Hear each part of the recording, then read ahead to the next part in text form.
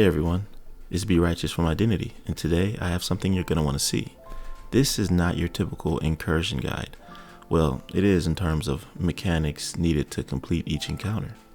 But I mean not typical in the builds you'll be using. They'll not only not get you kicked from a group when matchmaking, but they'll also provide DPS, survivability, and a safety net that assures you won't need to be as skilled as you think to complete this.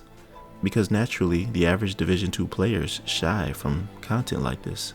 Well, what if I told you that this guide will guarantee your success no matter your experience in high-level content like raids or the new Incursion? Plus, there are still areas that many of you are confused about, like the water pressure valves in the Wright fight, and how to destroy the turrets at the beginning in the Courtyard area. All this and more coming right now, so make sure to drop a like and subscribe if you're hyped about what I'm going to show you. This will be a pretty in-depth guide, so whichever area you're interested in, you can easily skip to it in the timestamps below.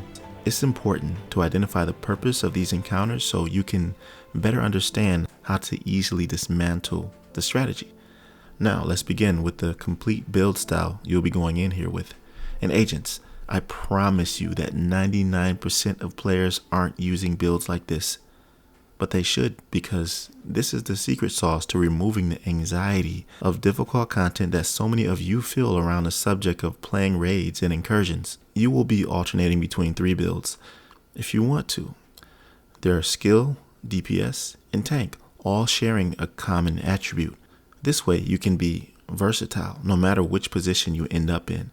The common attribute is protection from elites, which you can only get in bulk in mods. This is why, as you can see, it has improvised gear, the only pieces that allow you to slot in mods where you cannot otherwise.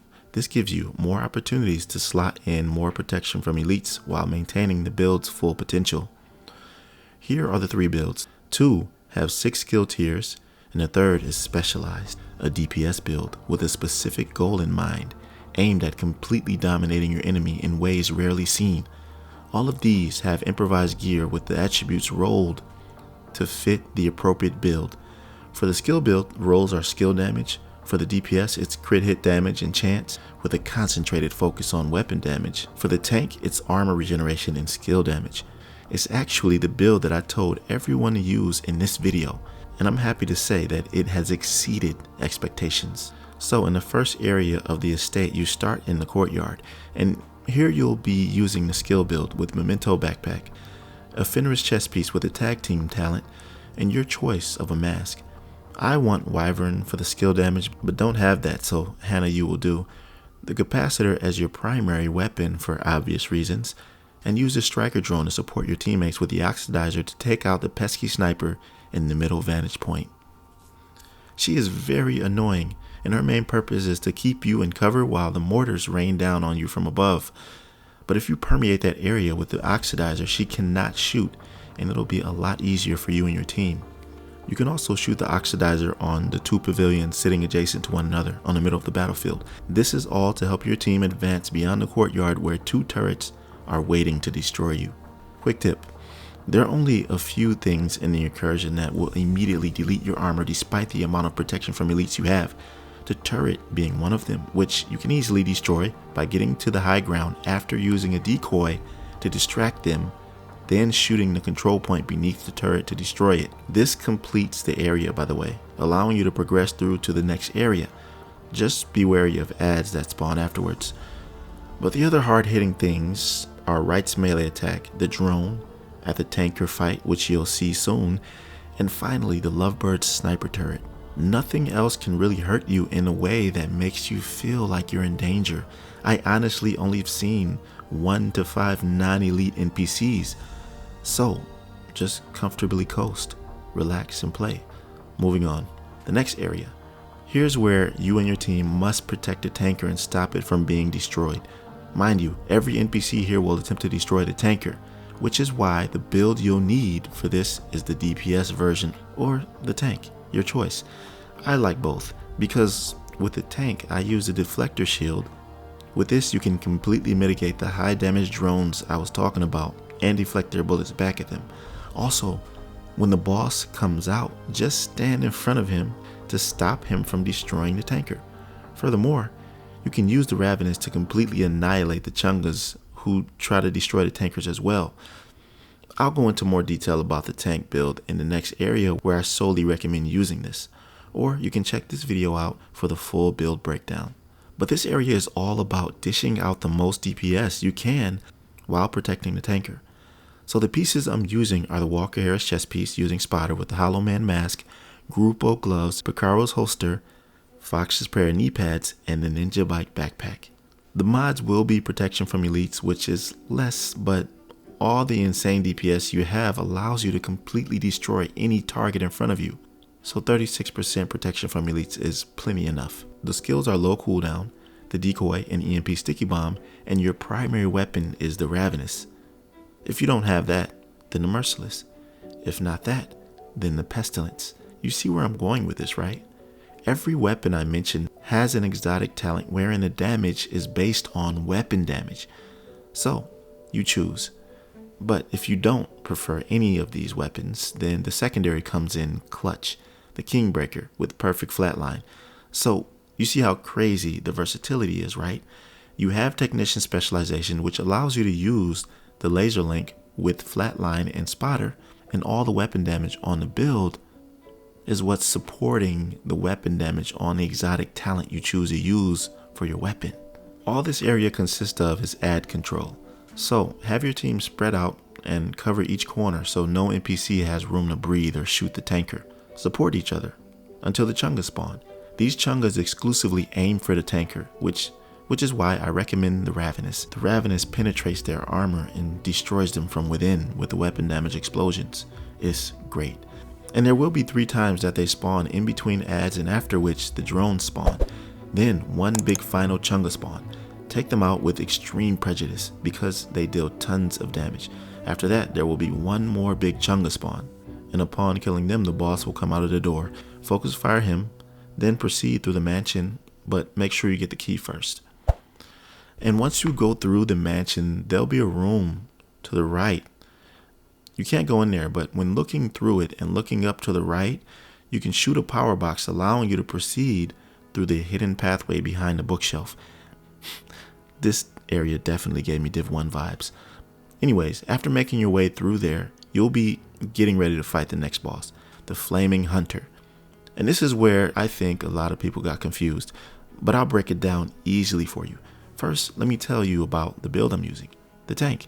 And the beauty of this build is that its attributes have skill damage and armor regen rolled. So it has survivability with the regen and damage with the deflector shield. And when it's time for the damage phase, then you can pull out the Ravenous. Or just support your team with ad control using a deflector shield. And if you don't have the Ravenous, you can use a capacitor also. Okay, here are the pieces. Ridgeway's Pride exotic chest piece with the Anarchist Cookbook backpack. These pieces complement each other because when the enemy bleeds, you gain 27% weapon damage from Perfectly Wicked. The Chill Out Mask to maximize protection from elites mods for a total of 72%, and the rest of the pieces are improvised. Now you could use a skill version of this like in the first area, but I'd suggest using a turret instead of the oxidizer to help with ad control, or you can use a DPS. It's entirely up to you. Anyways, here's how it all works. If you see a red eye when beginning on your screen, this means that Wright will chase you and try to kill you. This means that you have the aggro. He's very fast, and if you stop, he'll most likely hit you if your reflexes aren't fast enough. Dodge rolling, I think, gives you iframes, which makes you temporarily invincible. This is in fact how you lure him into the areas in order to damage him, because while he's on fire, he's immune to damage. So the goal here is to lure him into the areas that you see on the ground, depending on which one has available water in the sprinkler system above.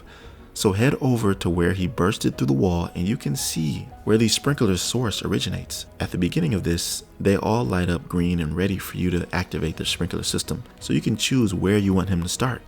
But as the fight goes on, there may only be 1 or 2 lit up at any given time. Nonetheless, this is how you damage him. Whoever has the red eye needs to lure him into one of the areas below the sprinkler.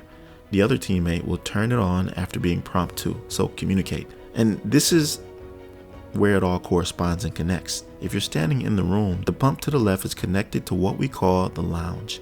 The left middle is connected to the mid. The right middle is called the stage. And the right is in reference to the bar on the right. So lure him in those areas on the circle or the square, dodge out of the way, and once he gets doused by the water and no longer on fire, everyone must lay into him and deal as much damage as possible.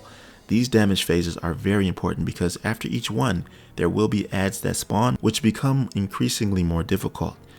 Plus, if you don't deal enough DPS over time, there will be a mechanism that will wipe your entire team and kill everyone. And you'll have to restart the encounter. So if you continue this process, you will eventually kill him. It just requires some efficiency. Alright, we're almost to the end.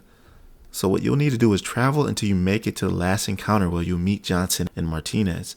And I'm sure you'll be happy to know that this is actually easier than the last encounters. There's no wipe mechanic, nothing you have to protect. It's mainly DPS. For the build, you can use whichever one you like because your position is one considered safe. On your team, there's most likely going to be a healer. There'll be that insane DPS guy. You are the reliable, versatile survivor that does their part. Just make sure you communicate that to your team and you should be fine. But I do recommend that beastly DPS build here. But here's the main objective of this boss encounter. Divide and conquer. And first of all, before we get started, I'd like to give a huge shout out to the 𝐦𝐨𝐬𝐤 clan for providing this gameplay. They effortlessly completed this encounter along with the previous ones. True veterans in the art of high-level content. These are the guys I was telling you about in my Discord who organize groups to carry and run with. So make sure you join the Discord linked in the description. And finally, you can find his channel at Redline718 Gaming on YouTube. Alright, now back to business. Like I said, divide and conquer. Here's how it goes. Separate the two. After damaging one, you're gonna want to kill Johnson first, since Martinez only has a flamethrower that can't really hurt you that much if you're nimble enough.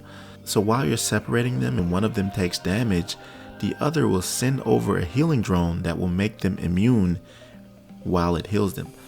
So your goal is to destroy that drone while it's en route to whoever's calling for it. And you'll know, they call it the kid and will ask each other when they need it. While it's en route, you'll want to focus DPS as a team.